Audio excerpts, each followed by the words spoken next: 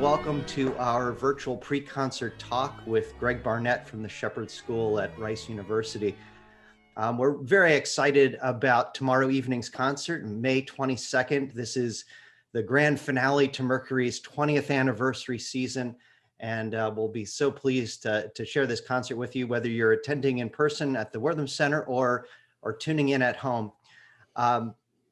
This concert features music by Mozart and Mendelssohn and C.P.E. Bach. And so it's a great pleasure to turn it over to Greg Barnett to share some insights about the music. Welcome, Greg. Thank you, Brian. And I'm assuming everyone can hear me as well as see me. The seeing me part is much less important because I'm about to share my screen and show you some slides that I will use to accompany my remarks on this program. So, in case you ever wondered, do you have to say C.P.E. Bach, as we typically do? No, you do not. Actually, you can do whatever you want. But in his own time, he was known as Emanuel Bach. His full name is Carl Philipp Emanuel Bach, but he was known as Emanuel Bach. And we've just gotten into the historiographic habit of distinguishing him from the rest of the plentiful Bach family by calling him C.P.E. Bach. Then, that small business out of the way, I'm going to follow two themes in my remarks. And one of them features fairly strongly in the notes that I wrote for this program, and that is the style or the aesthetic of the Empfindsamkeit or the Empfindsamer Stil, which originates in this program with Emanuel Bach's music. But the argument that I'm making is that the features of the Empfindsamer Stil carry through to both Mozart and Mendelssohn, because these features form the basis of a much broader musical style in the classical and the Romantic eras.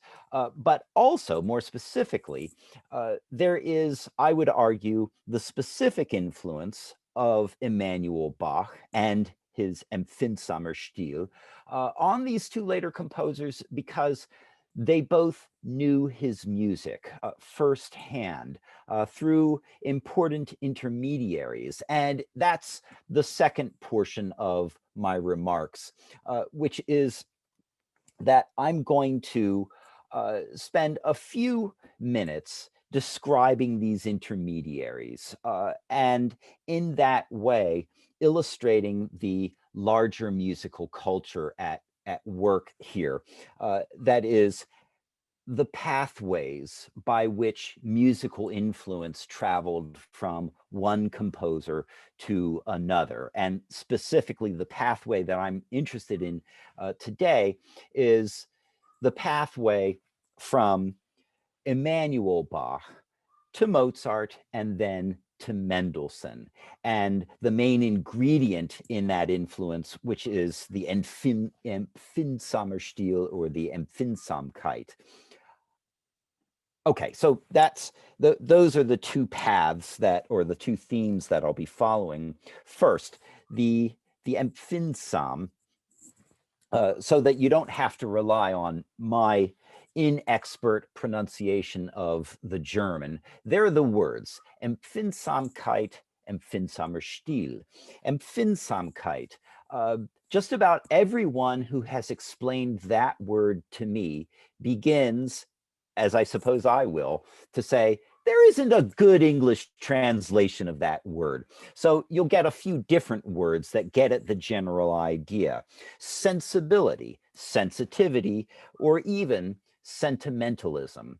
Empfindsamkeit has to do, or it zeroes in on our emotional experience, our emotional processing of the world. And then Empfindsamer Stil refers more specifically to the musical style that is informed by or influenced by this interest in human emotion.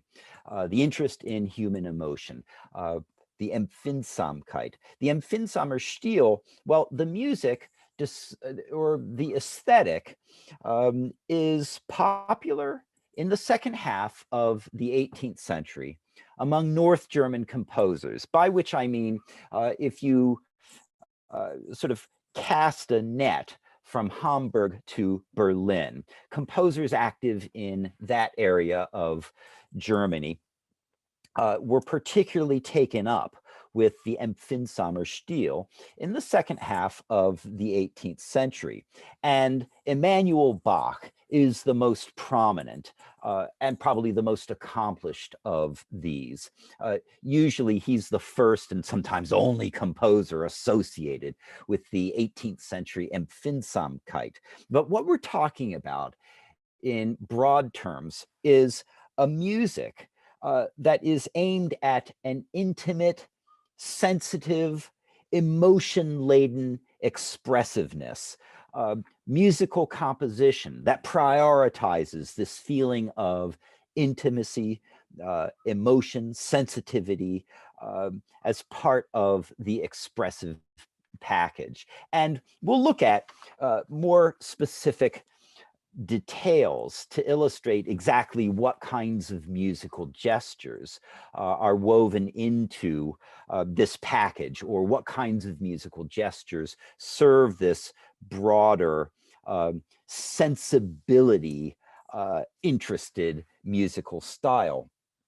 But it comes about, the Empfindsamkeit, the broader term, comes about as a philosophical trend in the 18th century and literary works influenced by this philosophical trend. But the philosophical trend itself is this interest, as I briefly mentioned earlier, this interest in the human capacity for feeling.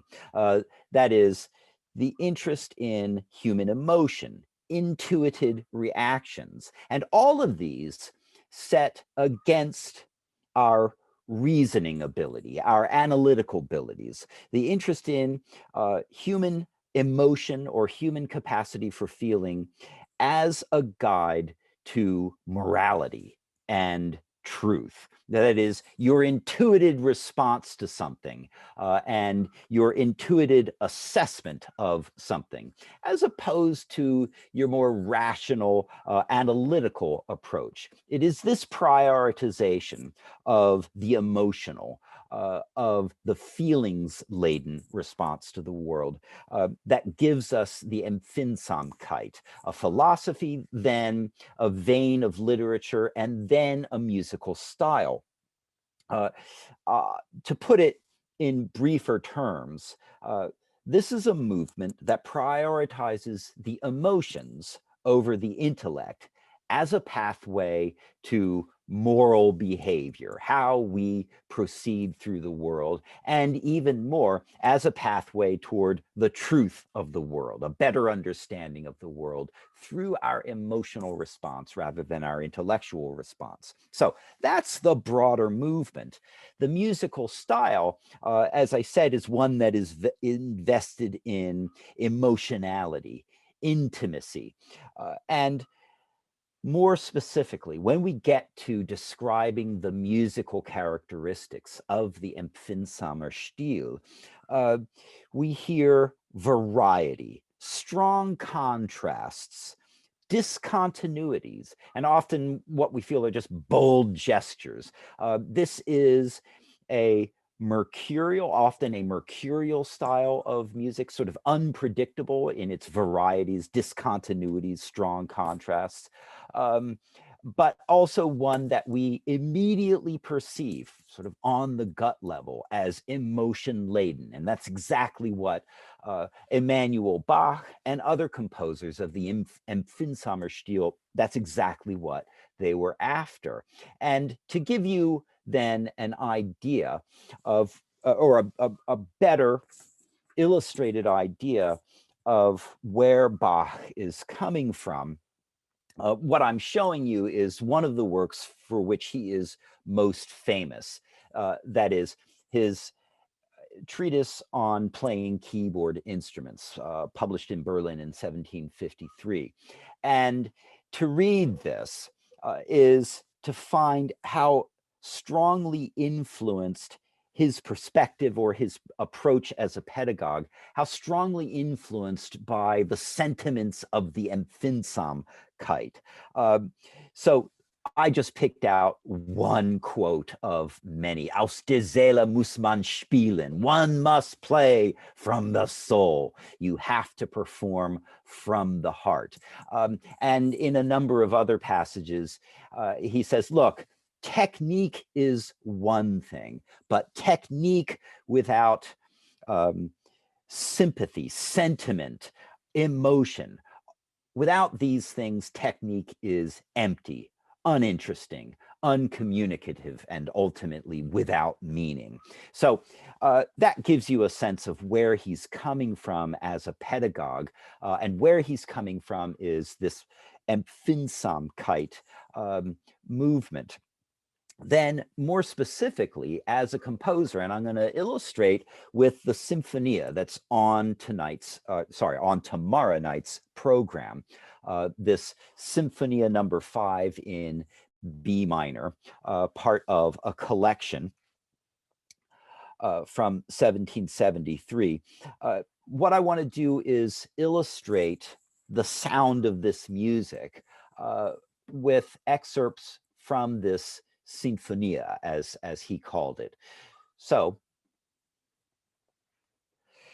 I'll play you about 35 seconds worth of the very opening of the first movement. So the beginning of the entire piece. And what I want you to take notice of is the array of different ideas in rapid succession. And I've described or I've named the different ideas, sometimes giving you dynamic markings as well. So we begin with a kind of arabesque motif, but played softly. And then immediately comes a forte arpeggio motif, then scalar passages, and then foreshortened scalar passages, and then a dialogue passage of loud and soft, high and low. So the quick succession of these multiple ideas, often featuring strong contrast of the motif itself, of the dynamic in which it's presented, of whether it is heard high or low among the string instruments. You know, all of these contrastive elements are symptoms of the Empfindsamkeit, or rather than symptoms, they're exemplifications of the Empfindsamkeit or the Empfindsamer Stil that you get immediately in Bach's music. Now, I want to point out that this piece is second on the program. So I won't be going in program order as I discuss the composers and their pieces. I'm going in chronological order because of my larger agenda of tracing out the influence of the Empfindsamkeit beyond Immanuel Bach, and then also the network of connections between these three composers, which, in my argument, provides a pathway of musical influence. So I'm not going in program order, I'm going in chronological order. And that is also a habit of mine as a music historian. So those are the motifs. Let me just play you the excerpt and have you hear them one after the other to illustrate this changeable mercurial style. Here goes.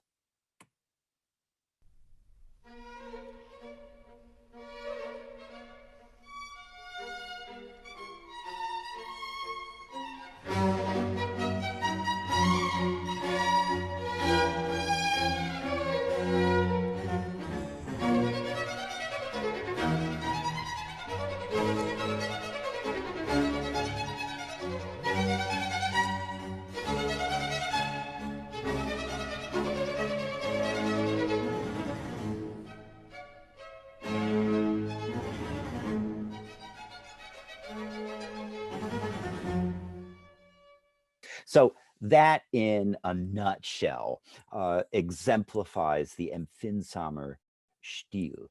And you, I can't predict, but you might have one of two different reactions to Emanuel Bach's Sinfonia, to his music in general, especially in the context of my remarks. The first possible reaction is, well, that doesn't strike me as particularly out of the norm. And I would argue that that is because of all of the music that you've heard around this period and after that is influenced by the Empfindsamer Stil. That is, music that features a sequence of different ideas, sometimes of strongly contrasting different ideas, one right after the other.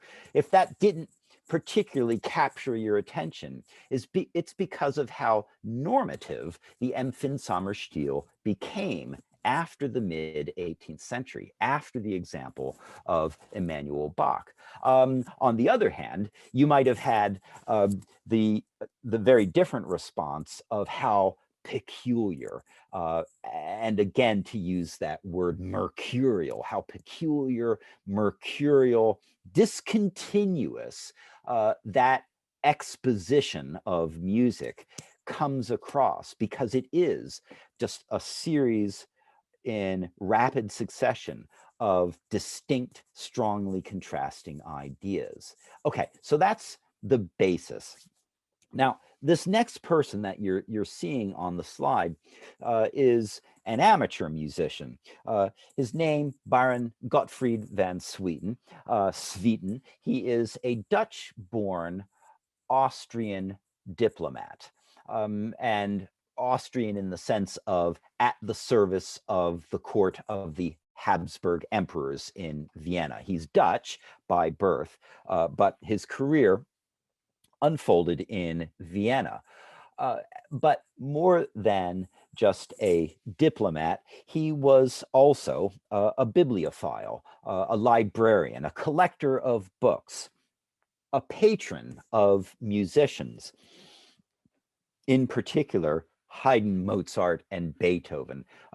Baron van Swieten is often looked at as one of the identifiers of the so-called classical style that brings together Haydn, Mozart, and Beethoven. He's one of the patrons who sort of orients us to this coalescing late 18th, early 19th century style, the so-called classical style. But that's a little bit misleading, because Van Swieten's patronage extended beyond Haydn, Mozart, and Beethoven.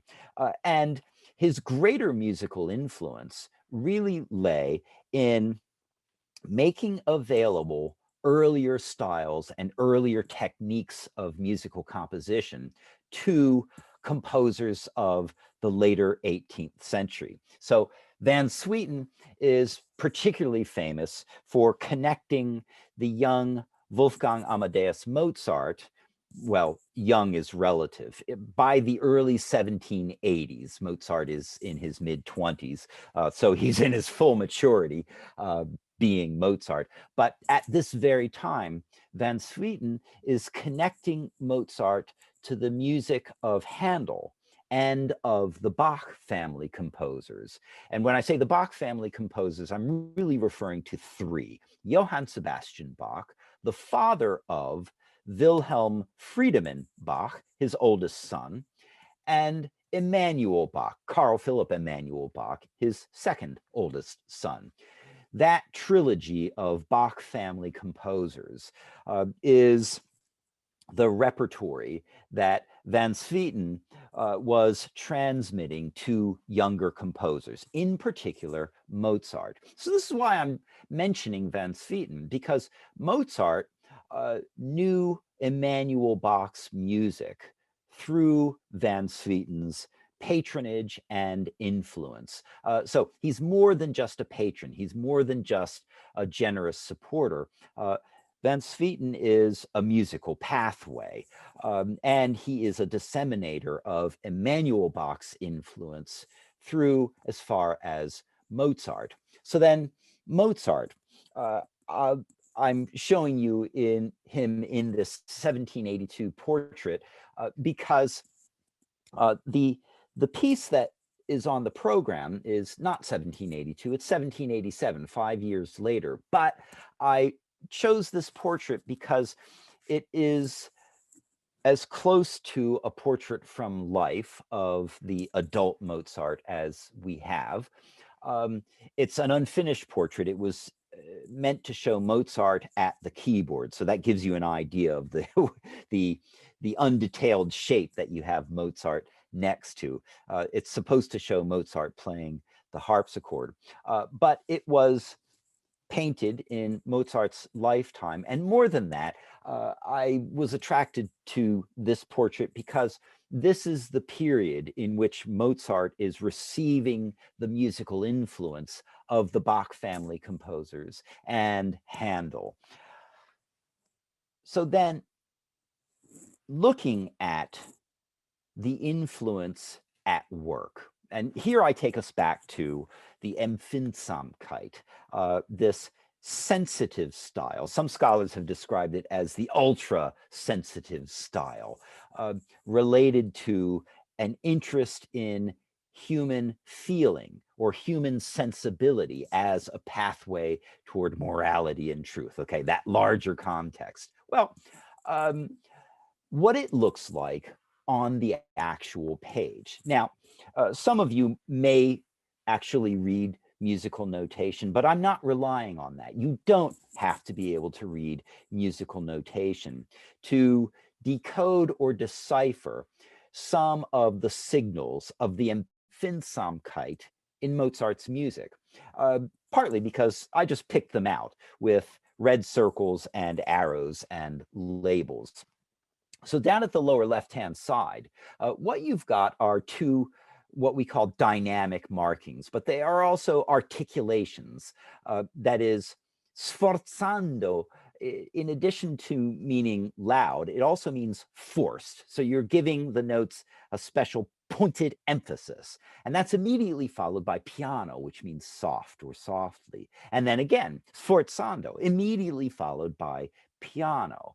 And I'll just add that those two strongly contrasting articulations accompany two motifs that are also strongly contrasting. One is just a long note, a sort of point of musical stasis, a long held note. And the other is a bit of a decorative flourish. The long held note has the forced articulation. The decorative flourish is piano. And then going to the right-hand side of the page, the tremolo effect. This is just another performance practice effect. It's just another effect. But again, it's one more ingredient in a kind of rapid succession of effects. And so this is my argument for the influence of the Empfindsamer Stil on Mozart, passages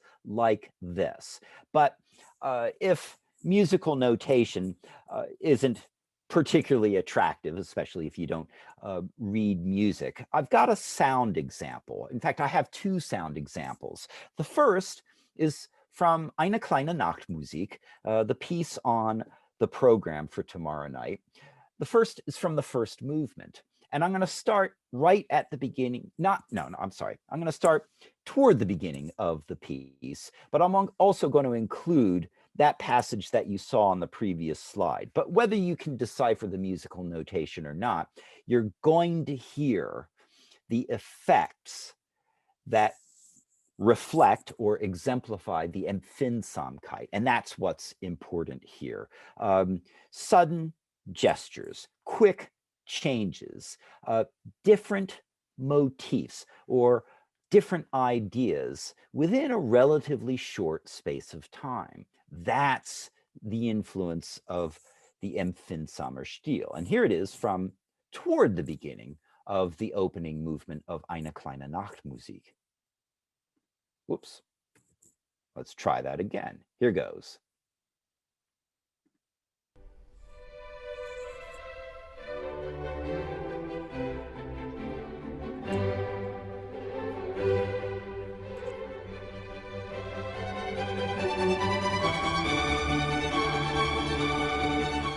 Okay, that was it. A very short, it was about 15 seconds of distinct ideas. But let me reinforce my argument with a second example. This is from now the last movement, the finale of Eine kleine Nachtmusik. And in this case, in addition to dynamic contrast, that is loud versus soft, we'll also get a harmonic contrast. That is, Mozart with the harmonies is leading us to one place, and then he pulls the rug from out under us and lands somewhere else. And then as soon as he does this, he backs off the dynamic. That is, he goes from very loud to very soft and sort of continues on his way. There's, I would argue, a kind of mercurial humor or quick-wittedness about this passage. Here goes.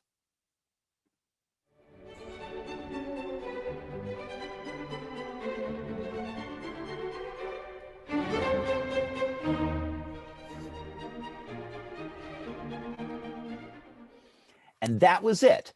That ba-da-ba-da-ba-ba-ba-bum, the I'm a bad singer, which is why I use the recording, but that sudden tonal shift to a key we hadn't expected or a harmony we hadn't expected, but it turns out to be a key because that's where he stays in the movement. It's just another unexpected surprise or discontinuity that I'm arguing is related to the Empfindsamer Stil in Mozart. And if it sounds just utterly familiar to you, this is my argument for the broader dissemination of the Empfindsamkeit in musical composition. I would also argue that everything in Eine kleine Nachtmusik is familiar sounding because this is perhaps Mozart's most famous instrumental piece, this serenade.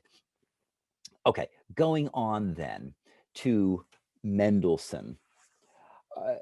First, in my selection of portraits, I wanted to emphasize Mendelssohn's youth, his extreme youth at the time that he composed 13 string symphonies in the early 1820s. But really, I'm also interested in the pathway of influence.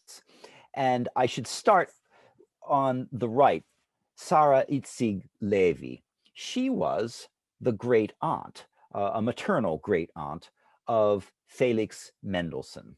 And it was she who suggested Carl Friedrich Zelter as Mendelssohn's first serious composition teacher. But more than that, Sarah Levy is connected to the Bach family composers. She was a student of Wilhelm Friedemann Bach, that is the oldest of Johann Sebastian's sons. But she was also a patron of Emanuel Bach. She supported Emanuel Bach's widow after he died, but she knew his music. And she herself was an accomplished pianist as the student of Friedemann Bach. She was an accomplished pianist and hosted salons in the second half of the 18th century, I should say the late 18th century. So she was someone who collected and disseminated music and was connected to the Bach, the second generation or the generation after Sebastian Bach. She was connected to the Bach sons, knew their music, and in fact had a good bit of Emanuel Bach's music. Well, Zelter himself was interested in older composers, that is, composers no longer living, composers from a previous era, as was Sarah Levy. And it bears emphasizing that an interest in past music is unusual at this time. Typically, the greatest interest is in the new, the innovative, or the current, so that the cultivation of earlier composers, either hosting performances of their music or teaching their techniques to younger composers. This is not something we can take for granted. But what we have here is Levi and then Zelter as being the pathways by which Carl Philipp Emanuel Bach's music came into the hands of the young Felix Mendelssohn. And we know that Mendelssohn, or let me say that Mendelssohn is already famous for promoting Johann Sebastian Bach's music. Most specifically in an early performance, an early revival performance of Bach's St. Matthew Passion. But in fact, the interest in the Bachs and the influence of the Bachs on young Felix was broader than that. So what I'd like to do in my last examples is to play you 3 very short excerpts from the finale of Mendelssohn's Sinfonia. And specifically, I have labeled them. I'm playing the very opening main theme, and then 2 related passages to that theme. And my interest in those 2 related passages is first that they demonstrate fugal composition. I'll explain what that is in a second. But for now, fugal composition is an interest of composers of the 18th century, and specifically the late Baroque. Johann Sebastian Bach was prized as a particularly gifted fugue composer, but his 2 sons, Wilhelm Friedemann and Carl Philipp Emanuel, also carried fugal compositional technique forward, which they learned, of course, from their own father. But fugue in and of itself is an older, and I would argue, an historical technique of composition. Mozart is introduced to fugal technique by Baron van Swieten. Then Mendelssohn is introduced to fugal compositional technique through his teacher, Zelter. So the fact that we see Mendelssohn composing fugues within his Sinfonia is, I think, deeply significant of the pathway of influence from much earlier composers through to the young Mendelssohn. That's the first interest, just the fact of fugal composition. And as I promised, I'll explain what fugue is, but you'll hear it when I play the examples. But then the second thing is the nature of the fugues themselves. There is what musicians would describe as a lot of chromatic voice leading in these fugues, particularly the main motifs of the fugues. Chromatic voice leading is movement by half steps. When you hear a melody proceeding by very small musical intervals known as half steps, or known as moving by chromatic intervals. And it has a particular sound, and it can be described as exotic, strange, mercurial, or reminiscent of, redolent of the Empfindsamer Stil. So those are the 2 things that I'm wanting you to listen for: fugue and then chromatic voice leading within the fugue. Now, what a fugue is, it is a particular technique or a form of musical composition in which you start out with a single idea by itself. And that single idea is known as the fugue subject. And then what you do as a composer is you add voices one by one. And these successive voices, as they are added, always begin with the fugue subject. So you have a piling up of voices, playing the same thing. But of course, they're not playing it at the same time. Rather, the initiating voice that begins with the fugue subject, when a second voice comes in with the fugue subject, that first voice goes on to create counterpoint, that is, an independent melody against the entering subject. And then when a third voice comes in, the two previous voices go on with independent counterpoint against that fugue subject. So there is a woven texture of independent voices imitating one another. So this is called imitative polyphony or imitative multi-voice texture, and it is a hallowed compositional technique, but it is one that is antiquated by the time we get to the 19th century. But composers rely on it, or they resort to it for a number of different purposes. In this case, it suffices to say that Mendelssohn is resorting to it as a practice of a growing technique, bringing in older fugal style into his compositional abilities. But more than that, it shows his connection to Emanuel Bach, the Bach family. And then the fugues themselves have an Empfindsamer Stil sound to them. Okay, so that was a whole lot of explanation. Let me play you the music. First, the main theme of the finale of Mendelssohn's Symphonia.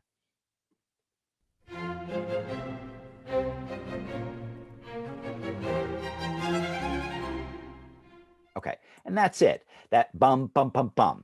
That motif is important. And now listen to that idea treated fugally, treated to that imitative polyphonic texture that I described.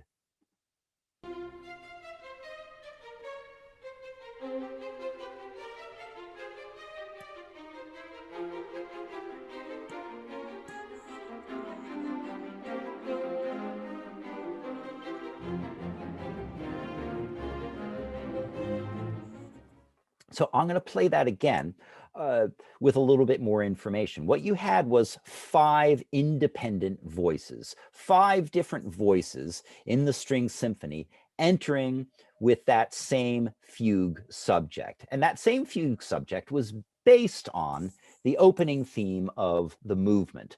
But I'll play it again, see if you can't hear each of the 5 as they come in. The first 2 are going to be easy. Then it gets harder after that, but it's 5. Here goes.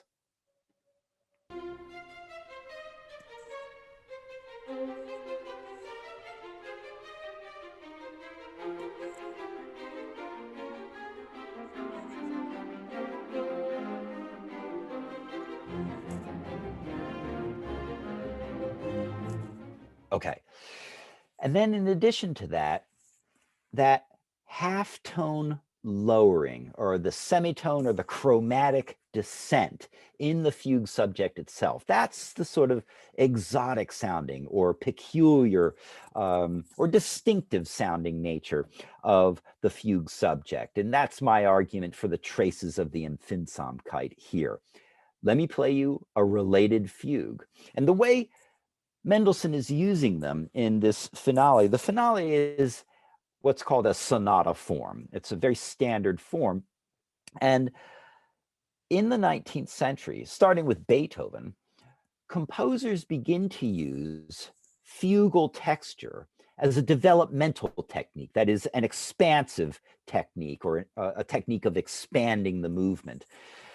Composers begin to use fugue as a developmental technique within sonata form. So this theme is fugue. That second excerpt that you heard is actually a bridge passage between the first theme and the second main theme of the sonata form. Sonata form is based usually on 2 themes in 2 different keys. But there's this connecting or a bridge passage.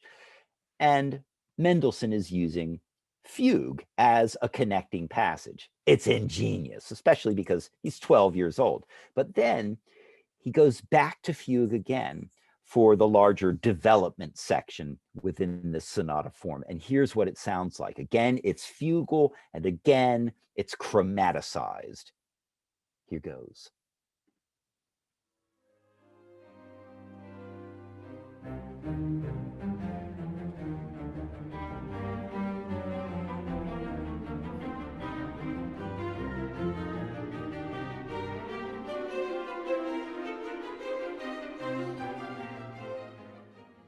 Okay, so that completes my argument connecting these three composers. Now, I've sort of distorted the shape of things in a way because the shortest piece on the program is that of Emanuel Bach. It's less than 10 minutes long, but I gave it in its way the most influence and the most attention because of my chronological influence-based argument of Emanuel Bach sort of refining or perfecting the Empfindsamer Stil, and then the Empfindsamer Stil as disseminated through the works of Mozart and Mendelssohn. That sort of gave the Bach symphony a position of priority, but it's actually the shortest piece. And the longest piece is Mendelssohn.